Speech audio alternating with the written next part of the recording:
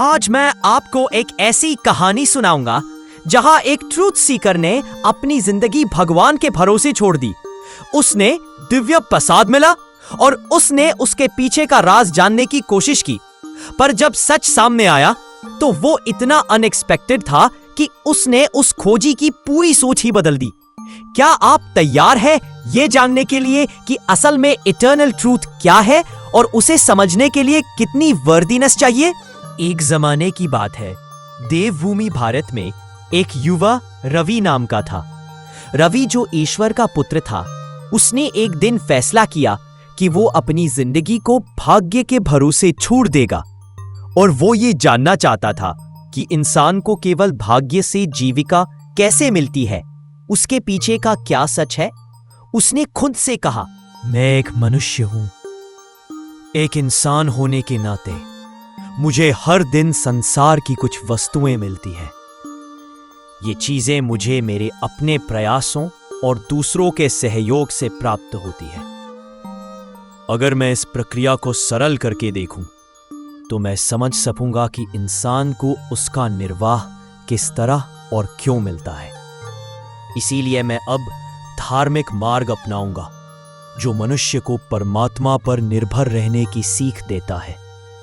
मैं उस उलझन भरी दुनिया में नहीं जीना चाहता जहां भोजन और बाकी जरूरतें समाज की जटिल व्यवस्था के जरिए मिलती हैं। इसके बजाय मैं खुद को उस परम शक्ति की सीधी कृपा पर छोड़ दूंगा जो इस संपूर्ण ब्रह्मांड का संचालन करती है। भिखारी मध्यस्थों पर निर्भर रहता है, दानी पुरुषों और महिलाओं पर जो स्वयं दूसरों की सोच या सामाजिक प्रशिक्षण से प्रभावित होते हैं। वे इसलिए दान करते हैं क्योंकि उन्हें ऐसा करना सिखाया गया है, परंतु मैं ऐसा कोई अप्रत्यक्ष सहारा स्वीकार नहीं करूंगा। ये सोचकर वो गांव से बाहर निकल गया, खुद को अदृश्य शक्तियों के भरोसे छोड़ दिया, वैसे ही दृढ़ निश्चय से जैसे वो इसके पहले जी रहा था। वो सो गया। पूरा यकीन था कि भगवान उसकी पूरी देखभाल करेंगे, जैसे पशु पक्षियों को उनके क्षेत्र में भोजन मिलता है। सुबह होते ही पक्षियों के शोर ने उसे जगाया। रवि पहले तो लेटा रहा, अपने भोजन के आने का इंतजार करता रहा। अदृश्य शक्ति पर उसके भरोसे और ये जानने की कॉन्फिडेंस के बावजूद कि वो उसे समझ पाएगा, उसे जल्दी ही एहसास हुआ कि सिर्फ सोचने से इस अनोखे क्षेत्र में मदद नहीं मिलेगी। वो गंगा नदी के किनारे लेटा था और उसने पूरा दिन प्रकृति को देखते हुए, मछलियों को पानी में ताकते हुए और अपनी प्रार्थना करते हुए बिताया। समय समय पर अमीर और शक्तिशाली लोग घोड़े पर सवार होकर निकलते थे, जिनके घोड़े की घंटियां उनके अधिकार राइट ऑफ वे का ऐलान करती थी, और वो रवि के वेनरेबल पगड़ी को देखकर बस सलाम करते थे। तीर्थ यात्रियों के झुंड रुकते थे और सूखी रोटी पनीर खाते थे, जिससे रवि की भूख और बढ़ती थी। यह बस एक परीक्षा है और सब ठीक हो जाएगा, रवि ने सोचा जब उसने दिन की अपनी 5वीं प्रार्थना की और एक महान ऋषि द्वारा सिखाए गए तरीके से ध्यान में लीन हो गया। एक और रात गुजर गई। जब रवि दूसरे दिन सुबह 5 बजे गंगा की तरफ खाने के इंतजार में देख रहा था, अचानक से उसे पानी में कुछ तैरता हुआ नजर आया। ये एक पैकेट था, पत्तों में बंधा हुआ और तार की रेशों से लपेटा हुआ। रवि, ईश्वर का पुत्र, नदी में उतरा और उस अनोखे पैकेट को पकड़ लिया। उसका वजन करीब 3/4 पाउंड था। जैसे ही उसने रेशे खोले, एक स्वादिष्ट सुगंध उसकी नाक में घुस गई। वो मोहन थल था। ये मोहन थल बादाम के पेस्ट, गुलाब जल, शहद और मेवों से बना होता है और अपने स्वाद के लिए मशहूर होने के साथ साथ स्वास्थ्यवर्धक भोजन भी माना जाता है। राजकुमारियां इसे स्वाद के लिए खाती थी, योद्धा इसे युद्ध में शक्ति के लिए ले जाते थे। ये 100 बीमारियों का इलाज करता था। रवि चिल्ला उठा, मेरा विश्वास सही साबित हुआ और अब है असली परीक्षा।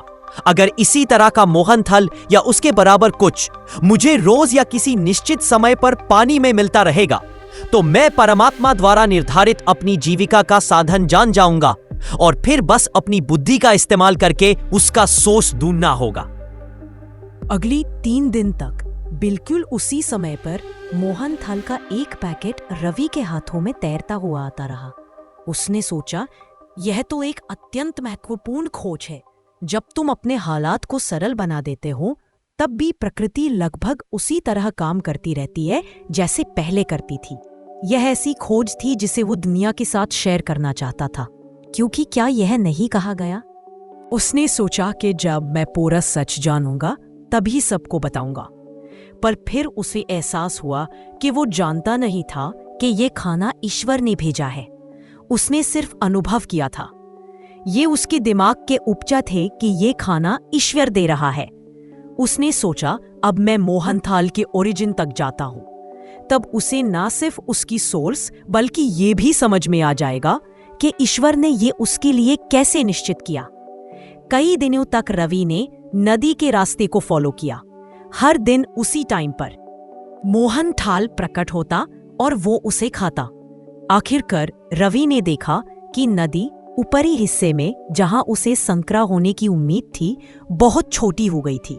पानी के एक बड़े हिस्से के बीच में एक उपजाऊ द्वीप था। इस द्वीप पर एक महान और सुंदर महल था।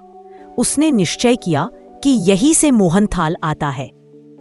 जब वो अपने अगले कदम पर विचार कर रहा था, रवि ने देखा कि एक सन्यासी, उसे बाल सन्यासी जैसे गुठे थे और रंग बिरंगी चोगा पहना हुआ था, उसके सामने खड़ा था। रवि ने कहा, प्रणाम बाबा। बाबा ने बोला, जीते रहो। तुम्हारा इधर आना कैसे हुआ? रवि ने समझाया, मैं एक पवित्र खोज पर हूं और अपनी खोज में उस महल तक पहुंचना है। क्या आपके पास कोई रास्ता है? सन्यासी ने जवाब दिया, क्योंकि तुम्हें महल के बारे में कुछ नहीं पता, भले ही उसमें तुम्हारी खास दिलचस्पी है। मैं तुम्हें उसके बारे में बताऊंगा। सबसे पहले वहां एक राजा की बेटी रहती है, बंधक, इम्प्रिजन्ड। कई सुंदर दासियां उसकी सेवा में हैं, पर वो बंधी हुई है। वो बच नहीं सकती क्योंकि जिस आदमी ने उसे पकड़ा और वहां रखा, क्योंकि उसने उसे शादी करने से मना कर दिया था, उसने भयानक और समझ से परे बाधाएं खड़ी कर दी है जो आम आंख को दिखाई नहीं देती। तुम्हें उन्हें पार करना होगा महल में प्रवेश करने और अपना लक्ष्य पाने के लिए। रवि घबरा गया, पर उसने सच्चाई जानने के जिद पाल रखी थी। रवि बोला, हे गुरुदेव, जानकारी के लिए धन्यवाद। मुझे आपकी मदद चाहिए। बिना उसके मैं अपना सच कभी नहीं जान पाऊंगा। मैं एक विशेष यात्रा पर निकलने वाला हूं। यहां पर एक शब्द और एक अभ्यास मंत्रा है जो अगर तुम योग्य वर्दी हो तो कल्याणकारी देव शक्तियों को आह्वान करने में मदद करेगा, जो आग के बने हैं और जो अकेला उस मैजिकल पावर्स से लड़ सकते हैं जिसने फोर्ट को कैप्चर कर रखा है। ओम शांति शांति। रवि कई दिनों तक अपना मंत्रा का अभ्यास करता रहा और मोहन थल के आने का इंतजार करता रहा। फिर एक सुबह जब उसने महल के एक गुंबद पर उगते हुए सूरज की रोशनी देखी तो उसे एक अजीब दृश्य दिखा।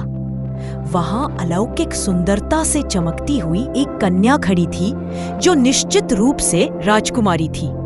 वो एक पल के लिए सूरज की तरफ देखी और फिर उसने नीचे पत्थरों पर लहरों में एक पैकेट मोहन थल गिरा दिया। यहाँ था उसकी बाउंटी का तत्कालिक सोर्स। रवि चिल्ला उठा, ये मेरा मोहन थाल का कारण। जैसे ही ये विचार उसके मन में आए, वो जोश से आकाश में उछल उठा। जब उसने ध्यान दिया तो वो एक अलौकिक लोक में आ गया था जहां सांस रोक देने वाली सुंदर इमारतें थी।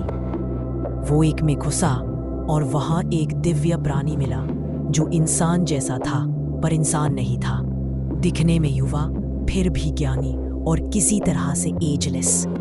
वो दिव्य प्राणी बोला, मैं देव शक्तियों का कमांडर हूं और तुम्हारी प्रार्थना और उस महासाधु द्वारा दिए गए महान नामों के उपयोग के कारण तुम्हें यहां लाया गया है। मैं तुम्हारे लिए क्या कर सकता हूं? रवि बोला। ओ सभी देव शक्तियों के महान कमांडर, मैं सच का खोजी हूं और उसका जवाब मुझे सिर्फ उस जादुई महल में मिलेगा जिसके पास मैं खड़ा था जब आपने मुझे यहां बुलाया।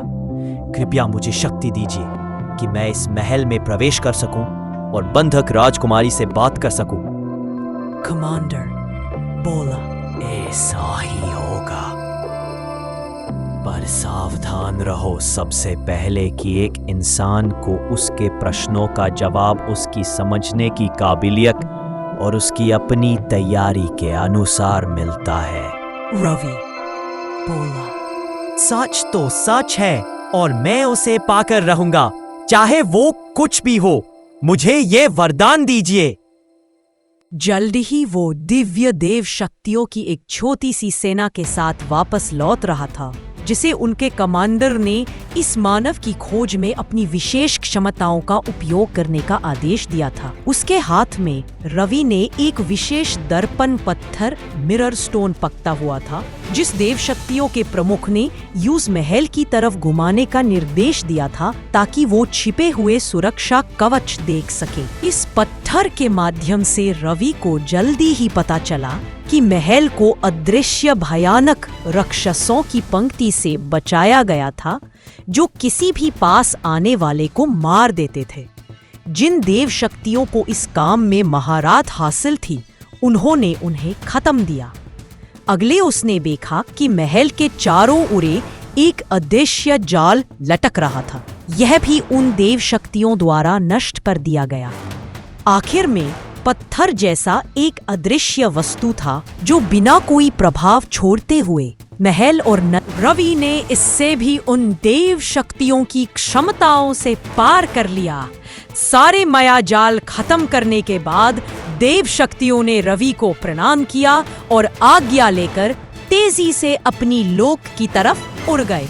अब रवि राजकुमारी के कक्ष में पहुंच गया था। रवि के वीरता और इंटेलिजेंस देख के राजकुमारी बोली, हम आपके आभारी हैं, आपकी सेवाओं के लिए जिसने इस जेल को सुरक्षित बनाने वाले सुरक्षा कवच को नष्ट किया। और अब मैं अपने पिता के पास लौट सकती हूँ और आपके कष्टों के लिए बस तुम्हें इनाम देना चाहती हूँ। बोलो, नाम बताओ और वो तुम्हें दे दिया जाएगा। रवि बोला, इटर्नल ट्रूथ। सिर्फ एक चीज है जो मैं खोज रहा हूं और वो है सच। जैसा कि सबका कर्तव्य है, जो सच जानता है वो उन्हें बताए तो पूरा सच नहीं जानते। मैं प्रार्थना करता हूं राजकुमारी कि मुझे वो सच बता दीजिए जिसकी मुझे जरूरत है। बोलो, और जैसा सच देना संभव है वो मुक्त रूप से तुम्हारा होगा। बहुत अच्छा राजकुमारी, कैसे और किस आदेश से? वो स्वर्गीय भोजन, वो अद्भुत मोहन थल जो आप हर दिन मेरे लिए नीचे फेंकती रहे, ऐसा करने के लिए आपको किसने बोला है और क्यों? रवि, ईश्वर के पुत्र मोहनताल, जैसा कि तुम उसे कहते हो, मैं हर दिन इसलिए नीचे फेंकती हूँ क्योंकि ये असल में उन कॉस्मेटिक सामग्रियों का अवशेष है जिससे मैं हर दिन चंदन केसर स्नान के बाद खुद को मालती हूँ। मैंने आखिरकार सीख लिया कि एक इंसान की समझ उसकी समझने की क्षमता पर निर्भर करती है। तुम्हारे लिए ये तुम्हारे दैनिक स्नान के अवशेष, मेरे लिए स्वर्गीय भोजन। Philosophical aspect. यह कहानी सिर्फ एक रोमांचक कथा नहीं, बल्कि जिंदगी की गहराई से जुड़ी आध्यात्मिक सीख देती है। दृष्टिकोण का महत्व। एक ही चीज हर किसी को अलग दिखती है। जैसे राजकुमारी के लिए मोहन थाल कचरा था, लेकिन रवि के लिए स्वर्ग का भोजन। यानी सच का अनुभव हमारी समझ और सोच पर निर्भर करता है। पात्रता के बिना ज्ञान व्यर्थ। ज्ञान तभी फायदेमंद होता है जब उसे समझने की योग्यता हो। रवि को भी सच तभी मिला जब उसने तपस्या और संघर्ष किया। बिना तैयारी के ज्ञान जहर बन सकता है। माया और भ्रम जीवन में जो दिखता है वह जरूरी नहीं कि असली हो। बाहरी चमक धमक हमें भटका सकती है। असली खोज अंदर होती है, खुद की सच्चाई की। भक्ति और पुरुषार्थ का संतुलन केवल भगवान पर भरोसा करके कुछ नहीं होगा, साथ में खुद की मेहनत भी जरूरी है। भगवान उन्हीं की मदद करते हैं जो खुद की मदद करते हैं। सीख, ज्ञान, शांति और सफलता की राह में दृष्टिकोण, पात्रता, अंतर्दृष्टि और मेहनत, ये चारों जरूरी है। माया से बचकर अंदर की रोशनी ढूंढना ही असली जीवन का मकसद है।